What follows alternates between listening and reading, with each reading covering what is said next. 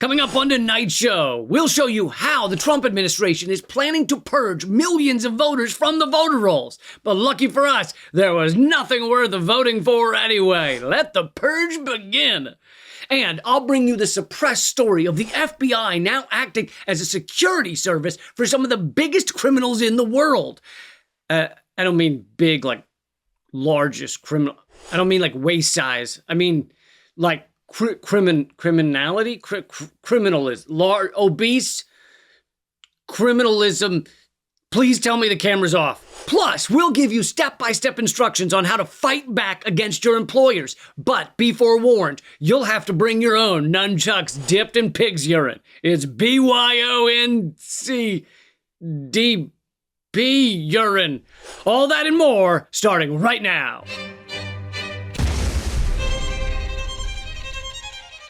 Welcome to Unredacted Tonight. I'm the most censored comedian in America, Lee Camp. I think we all knew it was only a matter of time before the spray-on Tanner sack of droopy flesh we love and call the president went after our frightened, flaccid election system.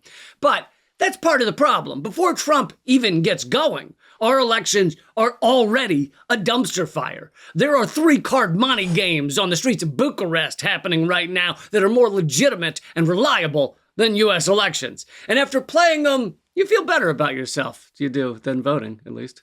We vote on black box machines where you'll never see the code or have any idea whether the thing you voted for actually got recorded.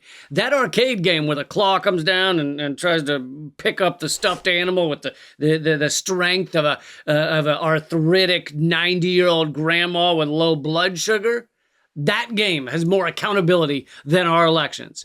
We've got black box machines, bought-off elections, gerrymandering, rigged primaries, bought-off elections, fake audits, false voter purging, provisional ballots, and shit tons of bought-off elections. And that's just half of the ways this is a rigged system. So, is Trump actually tackling any of that?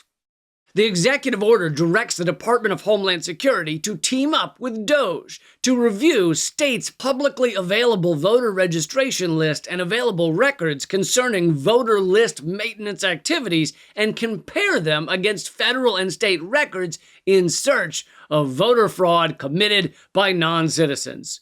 Well, boy, that sounds like a great idea. Compare all the data and stop all those non-citizen voters. I feel good about this, like that timeshare I just purchased in Syria.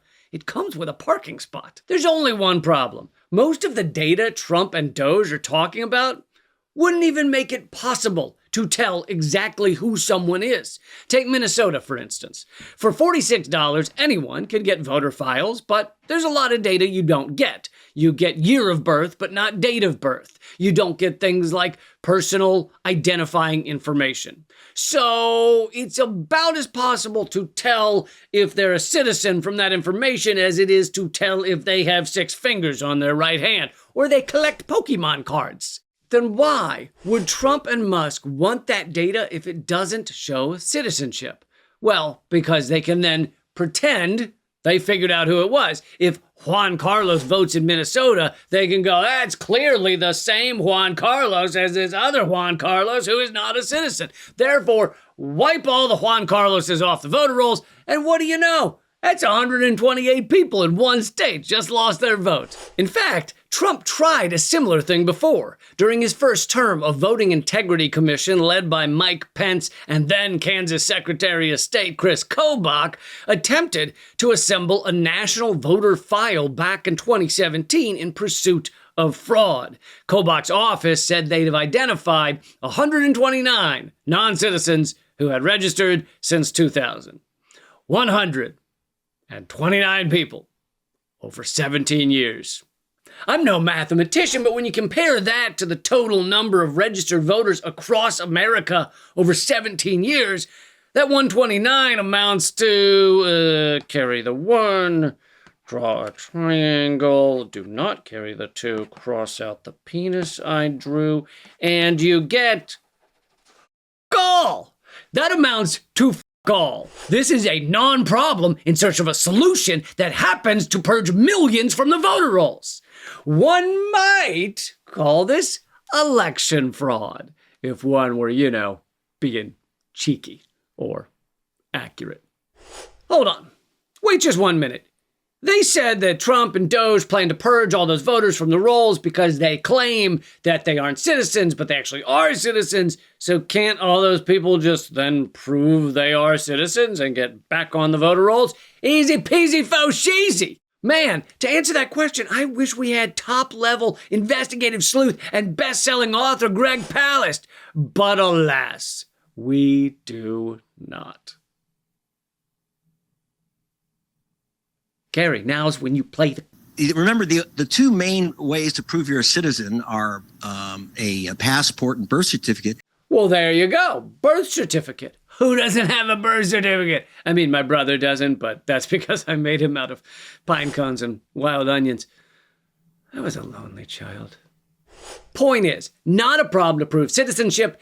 Everyone has a birth certificate. Sure, people from other countries who are now U.S. citizens don't have U.S. birth certificates, but immigrants don't matter.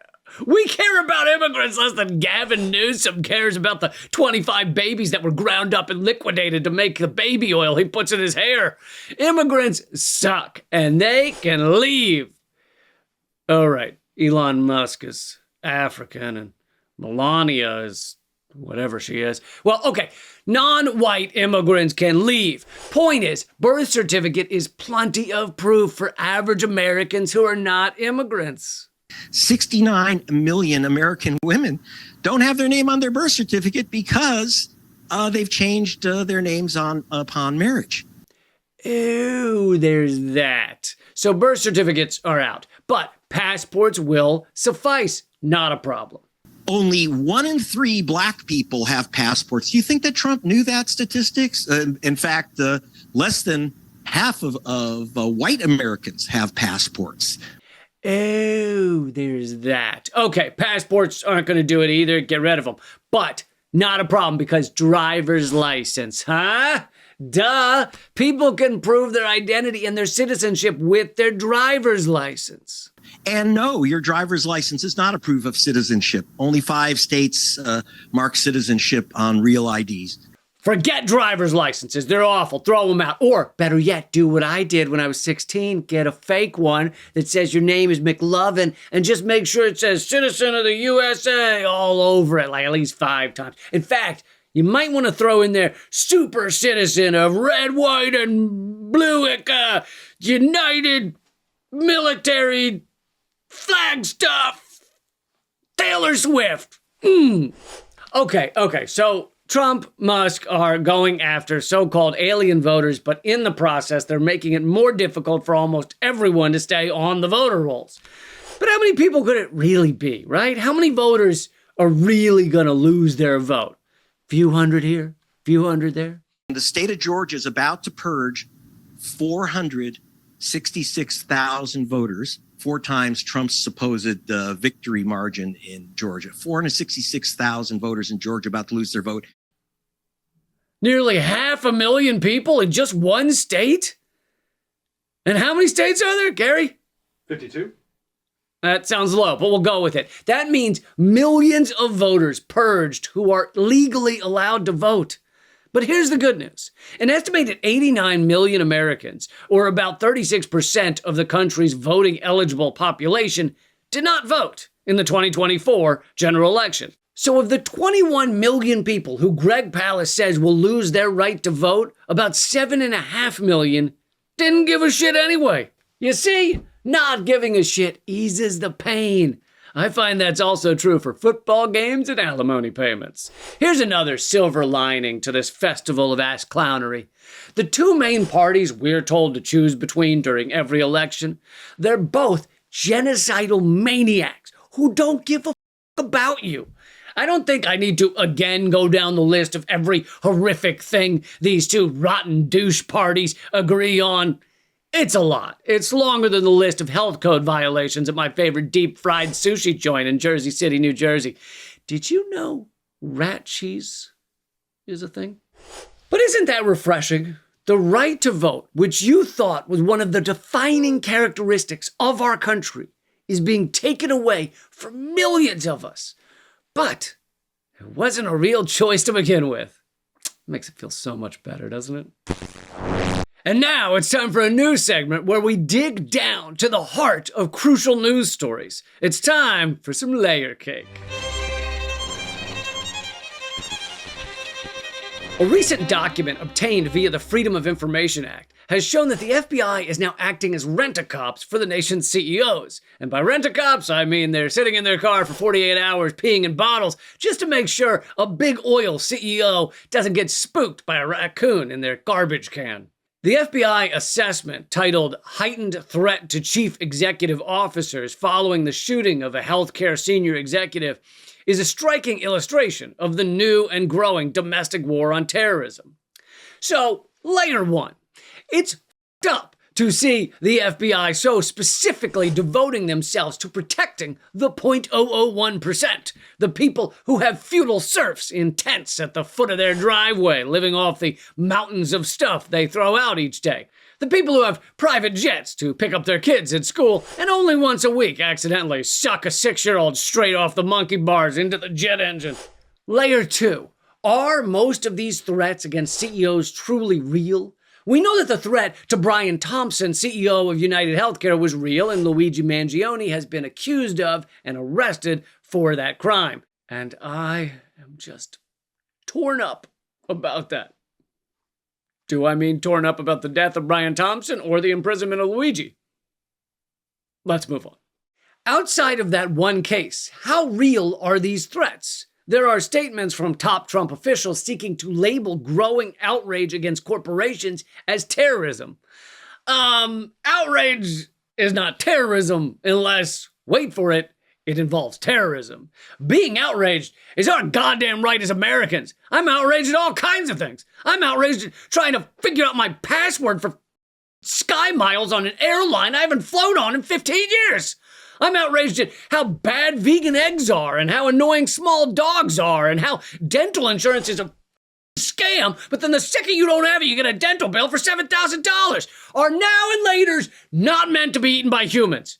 Because if they're not, tell me now, okay? Or later. But most of all, I'm outraged by our government trying to ban outrage.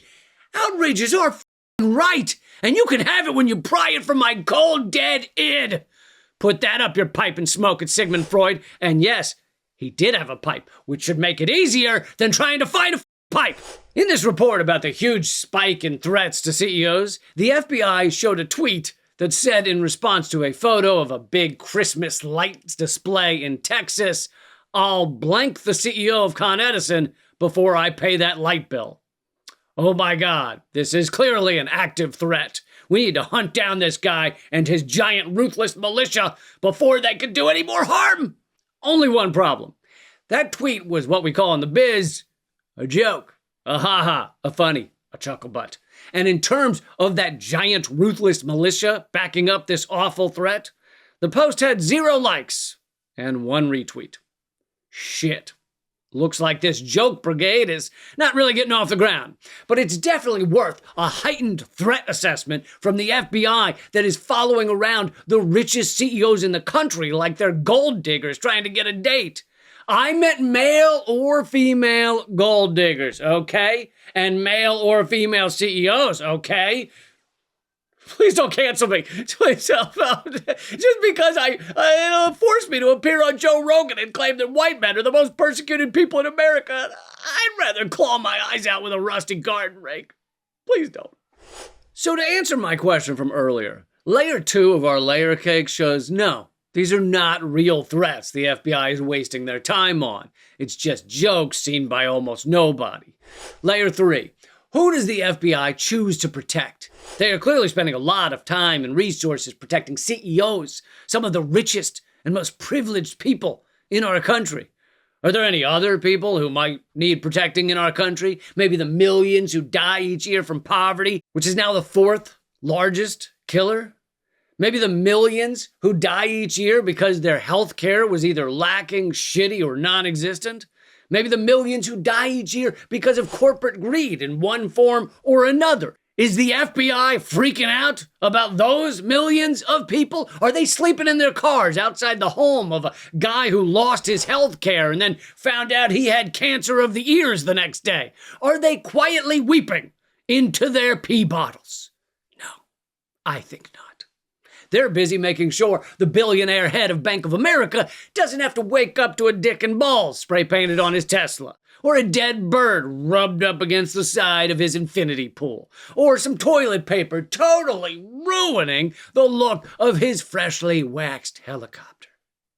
When you get down to layer 3, you see the FBI doesn't care about the health and happiness of the vast majority of Americans. 90% of the time, they're there to protect the elite. Layer 4. The FBI often creates most of these so-called terrorist situations they ultimately stop, and we've known this since 2014. A large report by Human Rights Watch found that most of the time the FBI stops a terror plot, they or one of the informants either helped out advance the plot or encouraged it. Plus, a lot of their prosecutions for so-called terrorism are not actually for terrorism. They're actually for material support of terrorism. The hell does that mean? Oh, it's going to tell us. In one incident, the initial basis for a material support case alleging a man provided military gear to Al-Qaeda turned out to be waterproof socks in his luggage. Thank God! Our brave, bold, unwavering FBI agents were there to stop that man from getting warm socks to Al-Qaeda. In fact, you know how we defeated Al-Qaeda? They were overcome by foot fungus. True fact. They were destroyed by rot of the pinky toe because their socks never got on that flight. Want to go to layer 5? If we're worried about material support for Al-Qaeda, then your first step should be to arrest the U.S. government. They created Al-Qaeda by funding and arming the Mujahideen in Afghanistan in the 1980s, and that was just the beginning. Fast forward to the present, and they funded and armed the current head of Syria, HTS, when he was the head of al-Nusra, which is an Al-Qaeda offshoot. But now he's our best buddy. He's not Al-Qaeda, he's just Al-Qaeda. I've used that joke before, but what a solid bit. Anyway, to sum it up here, this is shocking that we now have documentation that the FBI is chasing down mean tweets against our country's CEOs.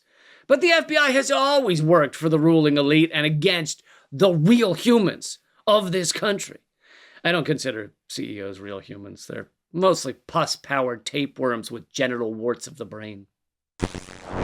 Moving on, let's get to how to fix the world. One of the only things that frightens the ruling elite, the masters of sociopathy with their robotic movements and their squinty eyes, two can play at this game.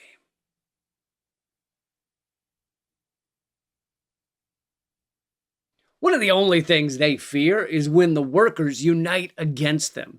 That's nightmare stuff to them. To them, that's like being forced to watch an entire Bert Kreischer comedy hour.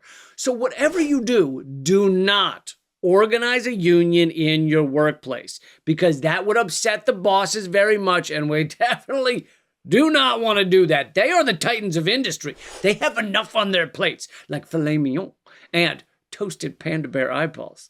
Too chewy, I find. So here are the steps you should not follow to not organize a union and not fight back against the ruling elite. Do not. Step 1, to not do. Talk to your coworkers. I know that might be hard for some of them, especially Nancy with the cats who are always sick and she always needs your help diagnosing them. I don't know why a cat would hide behind the potted plants, Nancy. I don't know. But still, it's worth the hassle. I mean, it's not worth the hassle. Don't do it. Absolutely not. Don't discuss workplace issues like wages, benefits, your manager Derek with his hands that wander more than Moses in the desert, and workplace conditions like how the coffee pot always smells a little like cooked human flesh. Why is that? Does it have to do with Peter who works in the copy room? Quietly gauge their interest in forming a union, or rather, don't. Step 2, to not do. Build an organizing committee and connect with other union organizers. Contact other unions in your industry so they can help you through the process. Like if you work at Starbucks, reach out to other union reps in the service and genocide funding industry. Or if you work at Amazon, reach out to other union folks who have also been kidnapped and locked in a warehouse until they successfully earned their freedom by mailing 100,000 shoes and dildos to bored Americans. Union organizers can provide resources, answer questions, and help develop a strategy to not follow. Step 3, to not do. Know your rights, or rather don't. Or if you learn them, then forget them, like I do with every single person's name I've ever met. I don't know what that is. Whenever someone I'm meeting says their name, I just hear, "Nice to meet you,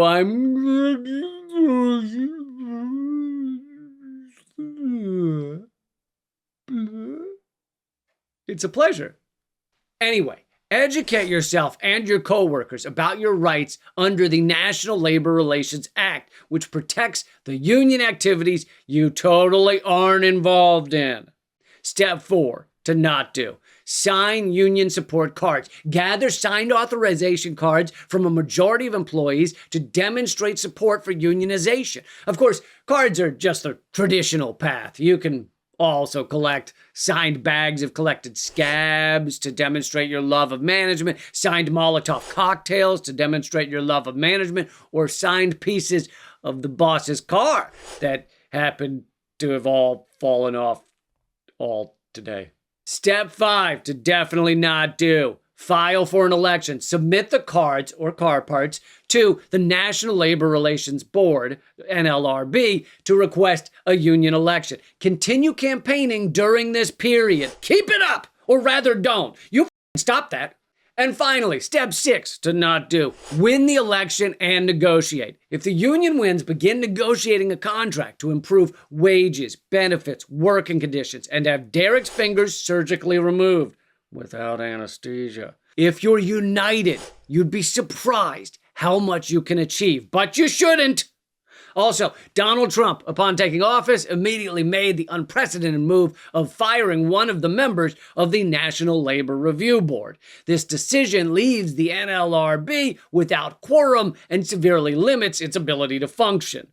But don't let that get you down. A severely limited ability to function is what this country runs on. As President John F. Kennedy Jr. once said, "We do not do these things because they are easy. We don't do them because we have a severely limited ability to function." God bless America.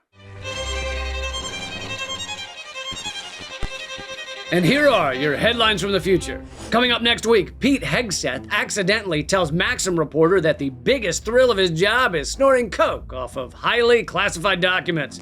And in 3 weeks, you'll read, defunded public schools now just asking Congress if they can have a few Tomahawk missiles to resell on the black market. And in June, you'll read, China not sure how to react to the US government taking itself apart. And coming at the beginning of August, we'll find out Melania Trump's somewhat surprised no one has noticed she's been in ICE custody since 2019. That's the show. But before you go, this show is completely viewer supported. Become a member with all kinds of perks for $6 a month at leecamp.net, my locals page, or patreon.com/leecamp. You'll get my ebook, Dangerous Ideas, and other exclusive segments. It really is just, it's awesome. It's just cool. Just do it. Like, why would you just do it?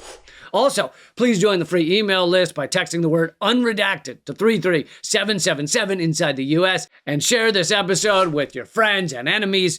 We can only keep going with your help. Until next time, remember, the revolution will have laughter. Keep fighting.